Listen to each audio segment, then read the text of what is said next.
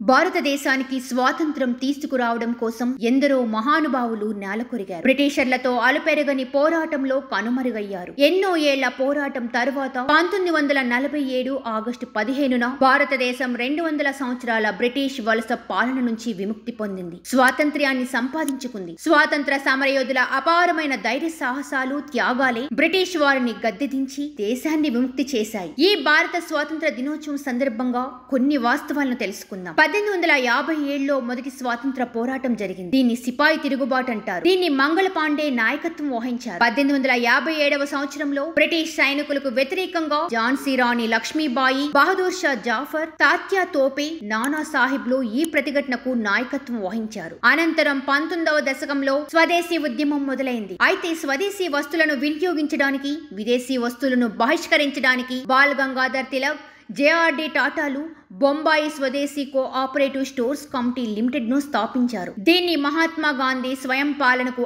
ఆత్మగా అభివర్ణిస్తారు. ఎరుపు, పసుపు, ఆకుపచ్చ రంగుల 3 సమాంతర గీతలతో కూడిన మన జాతీయ పతాకాన్ని 1906 ఆగస్టు 7వ తేదీన కోల్కతాలోని పార్సీ బగాన్ స్క్వేర్ లో ఎగరవేశారు. అయితే ప్రస్తుతం మన జాతీయ పతాకం మొదటి రూపాన్ని పింగళి వెంకయ్య 1921వ సంవత్సరంలో రూపొందించారు. ఆరెంజ్, తెలుపు, ఆకుపచ్చ చారలతో కూడిన ప్రస్తుత జెండాను అధికారికంగా స్వీకరించి 1947 ఆగస్టు 15వ తేదీన ఎగరవేశారు. భారతదేశంలో బ్రిటిష్ పాలన నుంచి విముక్తి పొందాలని కోరుతూ 2వ ప్రపంచ యుద్ధం సమయంలో 1942 ఆగస్టు 8వ తేదీన మహాత్మా గాంధీ అఖిల భారత కాంగ్రెస్ కమిటీ బొంబాయి సమావేశంలో క్విట్ ఇండియా ఉద్యమాన్ని ప్రారంభించారు. భారతదేశానికి స్వాతంత్ర్యం వచ్చినప్పుడు మనకు అధికారిక జాతీయ గీతం లేదు. 1911వ సంవత్సరంలో రవీంద్రనాథ్ ఠాగూర్ స్వరపరిచిన భరాతో భాగ్యాయో బిదాతా పాటను జనగణమనగా నామకరణం చేశారు. దీనిని భారత రాజ్యాంగ సభ 1950 జనవరి 24వ తేదీన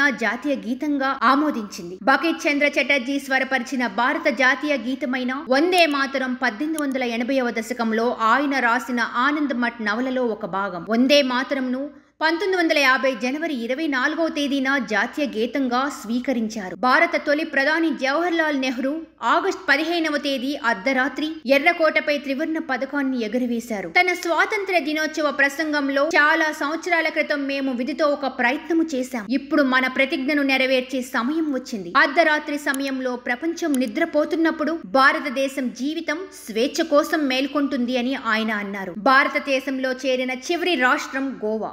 దేశానికి స్వాతంత్రం వచ్చిన తర్వాత కూడా పోర్చుగీసు ఆధీనంలోనే ఉన్న గోవా చివరికి 1961లో మన దేశంలో భాగమైంది. ప్రతి ఏడాది ఆగస్టు 15న ఢిల్లీలోని ఎర్రకోటపై దేశ ప్రధాని జాతీయ జెండాను ఎగరవేస్తారు. 1973 వరకు ఆగస్టు 15వ తేదీన జాతీయ జెండాను రాష్ట్రంలో గవర్నర్లు ఆవిష్కరించేవారు. అయితే 1973లో నాటి తమిళనాడు ముఖ్యమంత్రి ఎం కరుణానిధి ఈ విషయంలో అభ్యంతరం తెలుపుతూ నాటి ప్రధాని ఇందిరాగాంధీకి లేఖ రాశారు. మరుసటి ఏడాది నుంచి రాష్ట్రంలో జాతీయ జెండాను ముఖ్యమంత్రులు ఎగరవేసే సంప్రదాయం మొదలైంది.